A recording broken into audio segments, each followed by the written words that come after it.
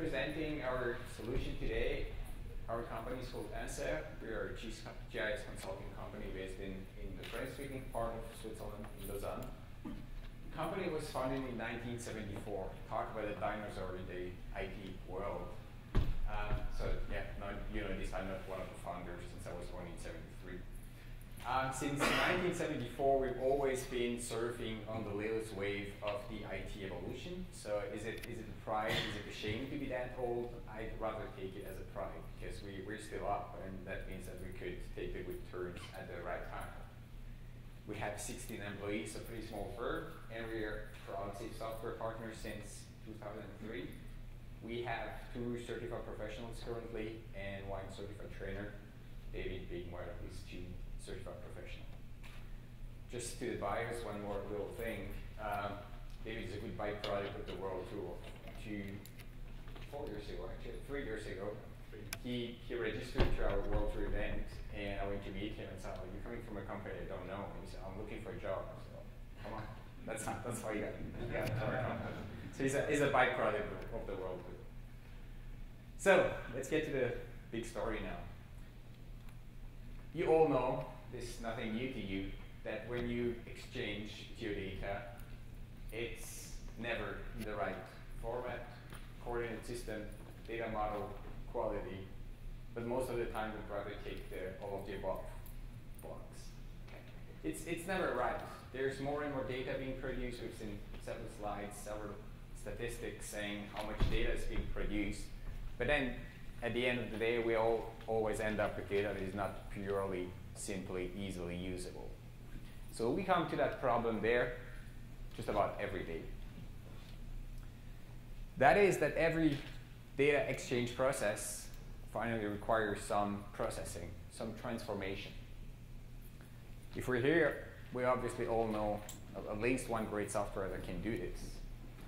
But the average user, not the 300 specialists that are here this week, but the average user, typically the draftsman in a civil engineering office, or the field operator in a surveyor's company, or the daily business person at a city council, they get lost in that process. They get really lost in translation. And we thought that that was really a daily problem that was to be addressed. That workspace, so I'm done with my workspace screen capture.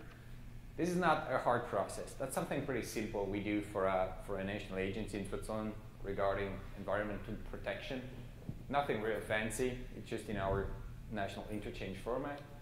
If you put 3 specialists together, that is the environment specialist, the boss, and then the GIS analyst, it's not a problem to them to use this. But the idea of this process there is to be made available to a wide range of people. To the people that actually use the data, that actually produce the data. And in an interchange process or an exchange process, for them that's an absolute headache. They get this, and what do I do with it? Okay? First of all, they have to understand that they need a software. They need a license. They need some training to do this. That's where they get lost. So that thing that is for us easy, really easily gets complicated for other people. So we thought that we had to make this complicated process easily accessible. That is, we needed a platform that would offer this complicated process easily. So we used the new acronym. You always need new acronyms to look serious when you make something up. We use the BPAAS acronym, that is a business process as a service. So instead of running your business process on Workbench, on your desktop, or in your office, then you can let it run somewhere in the cloud on a platform. So really, take that with you. The idea is to make complicated processes easily accessible. And there, David takes up with a solution. Yeah, so we were very happy when SAFE launched FME Cloud. For us, it was a very good opportunity to do something exciting with it. We had a look at what our customers were doing, and we see that the 80-20 rule is still very much alive. That means that 20% of the finished project takes about 80% of the effort in total.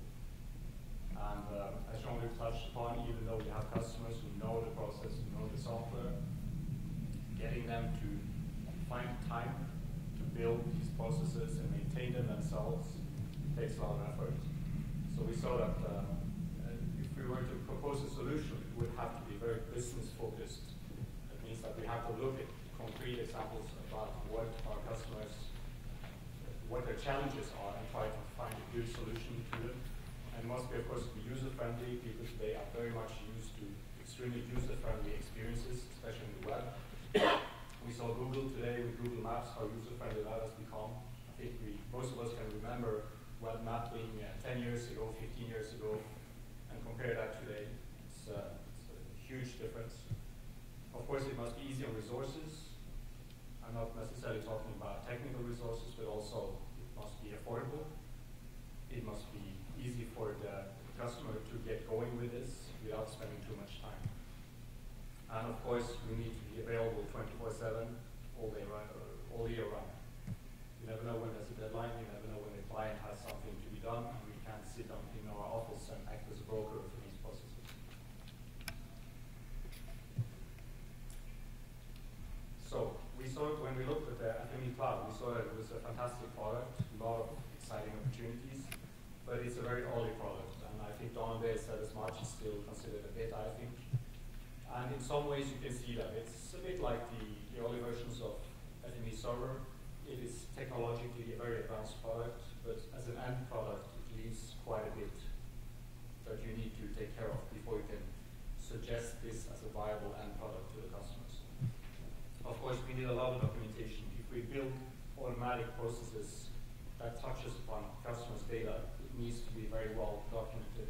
Otherwise, they will never trust us to do anything with their data, and they will also more or less be stuck with the responsibility of the end result when the data perhaps has passed through something that for them is more like a black box than anything else.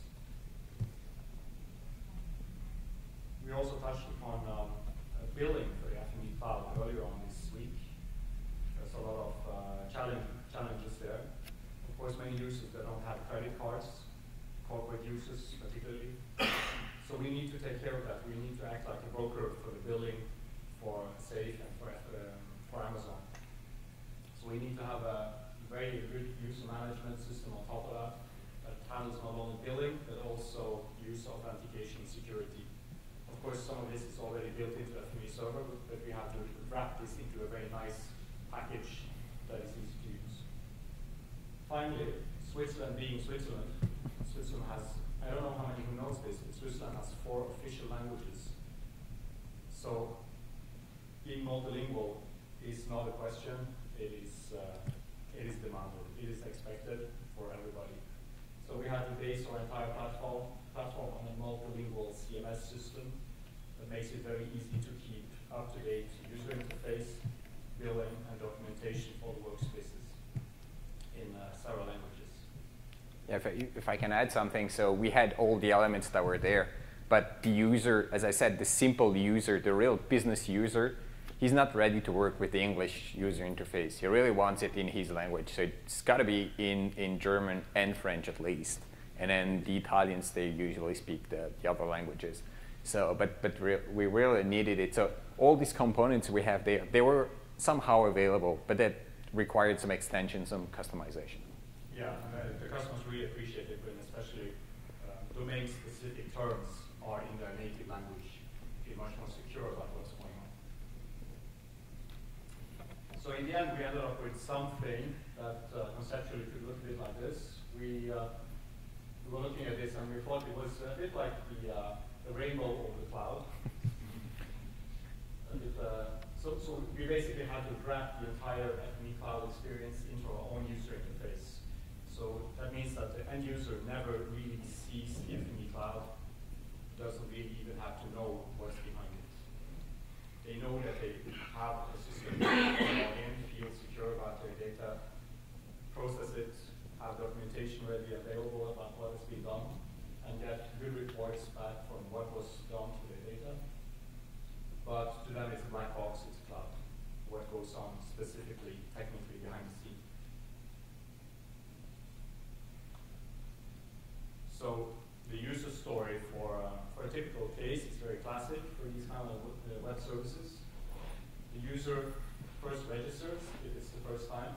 If not, they just log in. different operations they can do with the data, typically data validation and checks. And it's a pretty good documentation. We're a bit inspired by SAFE. Documentation has really improved a lot lately, with lots of good illustrations, and we try to do the same thing.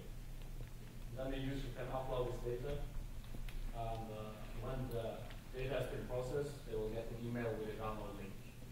So again, it's pretty similar to FME server in a way, but what's new here is that it's in the cloud, and it's wrapped into a commercial interface that makes it possible to sell this as a product to customers. Yeah, the end client doesn't see the cloud through the rainbow. So that's how it looks like for now. So there's that simple interface. In that case, that's the French-speaking version. The user can really focus on his business process. So what the user really knows, the business user, he knows what data he's got and the parameters that are required for his job to be performed. You all know they're only simply published parameters, but then the idea of having a published parameter, that's something complicated for the business user. When you say that's something you key in on your web interface, that's much easier. These processes, they can be developed by us, but there could be some customers that say, I know FME, you're not the only ones, you're not exclusive there.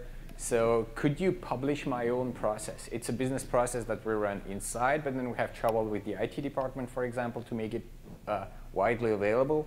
So we overtake that process, that workspace, and then publish it.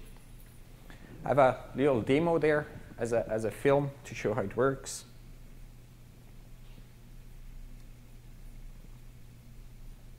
Oh, sorry,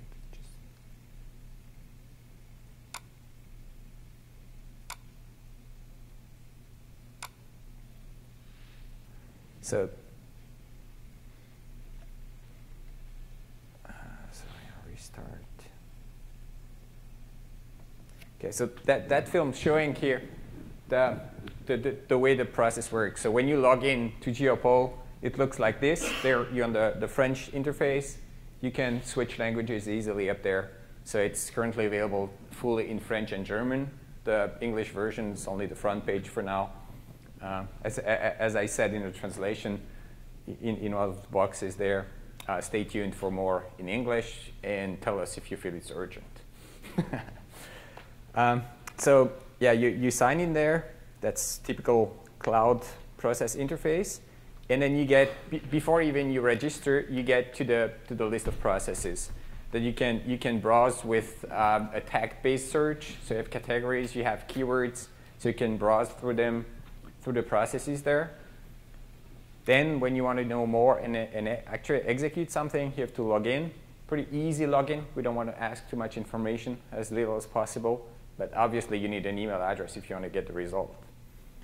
Then you get to that documentation where you can upload your file, even if it's zipped. Then you define your parameters, tolerance, whatever. In that case, that's a polygon corrector, so you have the tolerance, few parameters there. Yeah, you read the terms and conditions, as always.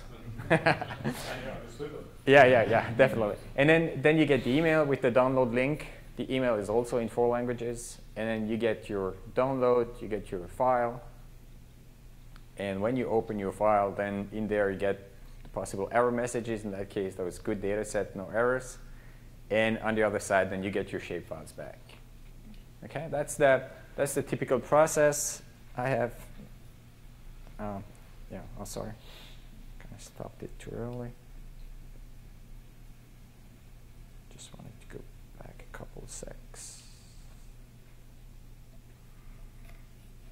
Okay, well, just leave it there. But you have all the documentation as well that's explaining and that's avoiding that kind of black box effect. So it tells you what the parameters are, what the process is actually doing.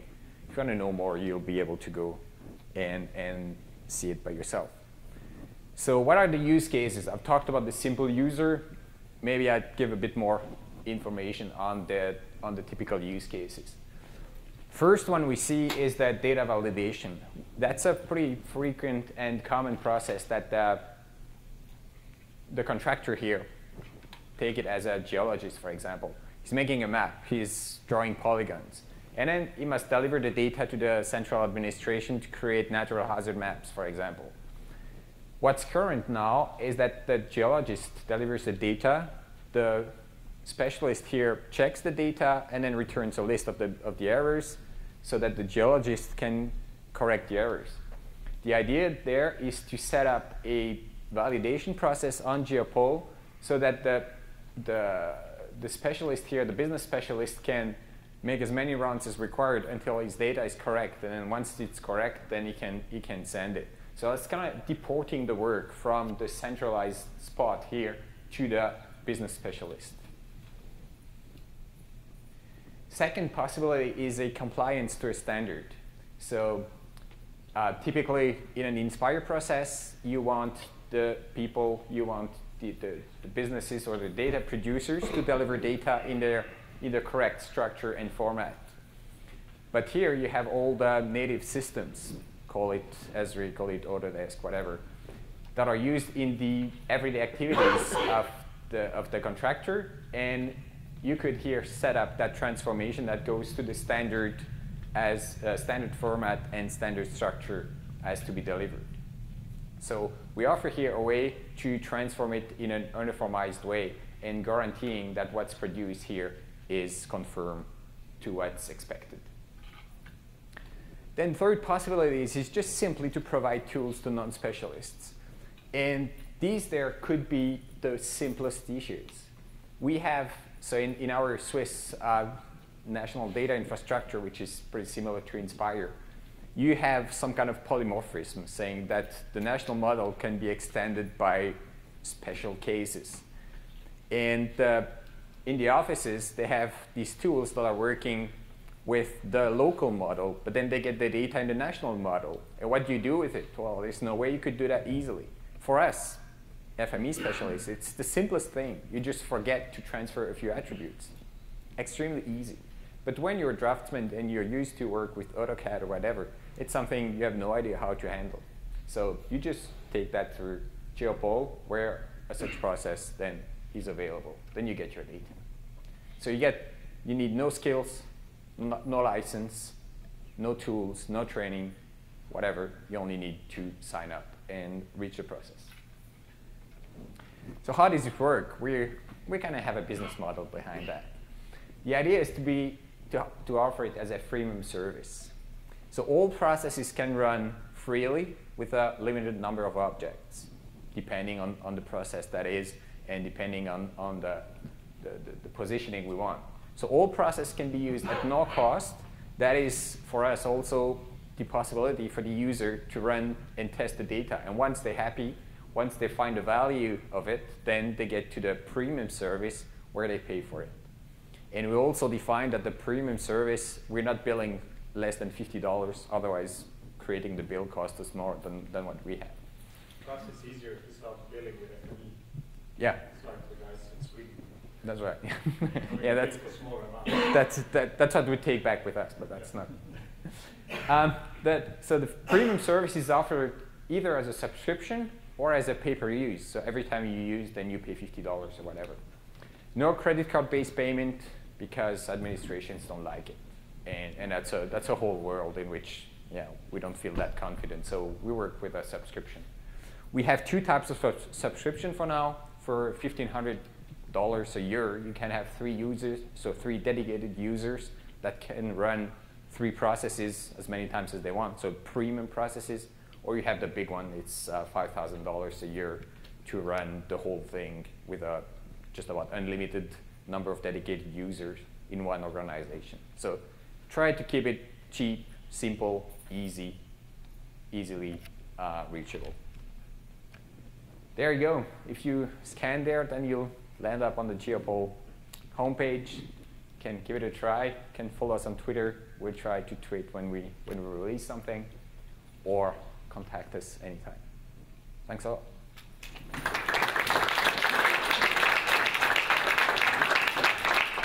Thanks, Dave and John, for that. That was a really great example of using FME Cloud, and looks like it's filling a need there in the country, so awesome. So anybody have any questions? So just to understand, what the uptake's like, how many customers you've got, and how quickly that's building? So that's pretty new. So we're kind of releasing it with this end of spring, early summer. So we have, for now, we have 10 to 15 customers. But we've had great buzz going on. And it takes time to have the processes to be developed, to be put up. But we have the feeling that it's really picking up. And there's that domino effect. Once you have one, once you have two, then it's the cool thing to have. So it's really picking up. And we're still in the buzz phase, I would say. But yeah. Another pretty good thing is that the running costs are fairly low, so we can afford to be patient. We don't need return on investment right now, so we can surf on that very early adopter wave.